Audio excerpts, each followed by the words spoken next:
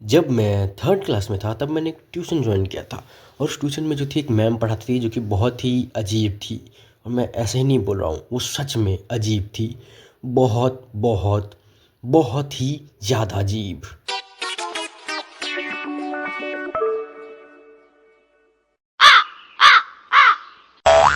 तो अगर मैं किस्सों की शुरुआत करूँ तो शुरुआत होगी मैम के घर पे वॉशरूम होते हुए भी कैसे वो हमें गार्डन में जाके मूतने को कहते थे। और शायद इसी वजह से वहाँ के फल कुछ ज़्यादा मीठे थे। ना एक टाइम पे लड़का या लड़की में से किसी एक को जाना अलाउड था, लेकिन यहाँ पे एक बहुत ही बड़ा लूप होल था। जो सबसे पहला बैच था, हमें 3 बैच थे, तो सबसे पहला बैच 4 से 6 होता था। दूसरा नंबर बैच 5 से 7 होता था। और तीसरा नंबर बैच यानी कि मेरा 6 से 8। तो अगर इसके बीच में जो गैप बनता है, मतलब अगर तुमको उसमें मुतास आ गई और तुम गए तो कोई भी आता जाता तुम्हें देख सकता है। अब देखो, हम KG 1 से 5 क्लास तक के बच्चे थे तो उतना फ़र्क नहीं पड़ता।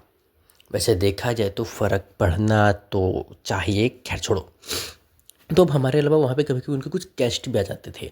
अब तुम सोचो, तुम मूत रहे हो, कोई गेस्ट आके तुम्हें देखने लग जाए, कैसा लगेगा तुम्हें? अंकल होमो हो क्या? अब देखो, एक दिन मैं क्या कर रहा था, मैं हिंदी पढ़ रहा था बैठ के अपनी पाठ्य पुस्तिका को लेके। अब किताब भले हिंदी हो, उसमें कविता थी, और जो कविता थी वो अवधि में थी। अब अवधि मुझे आती ना, साथ ही साथ जाती भी ना। तो मेरे मन में उठा डाउट। मैं वो डाउट को लिया और अपनी सबसे बड़ी भूल करते हुए मैम के पास गया। उन्हें बोला, मैम जी मैम जी मैम जी, ये जो कविता है ना मुझे समझ में नहीं आ रही, थोड़ा समझा दो, थोड़ा इसका मतलब क्या है, थोड़ा सा ये बहुत ही थोड़ा सा कड़ी भाषा में है। अब मैम ने उस बुक को लिया और कविता को ताड़ने लगी। उसे अच्छे से एनालाइज किया उन्होंने, उसे अच्छे से समझा और फिर बोली, ये हिंदी कहाँ है? ये तो संस्कृत है। संस्कृत है ये हिंदी थोड़ी है, मेरे को कहाँ आती है संस्कृत? संस्कृत संस्कृत।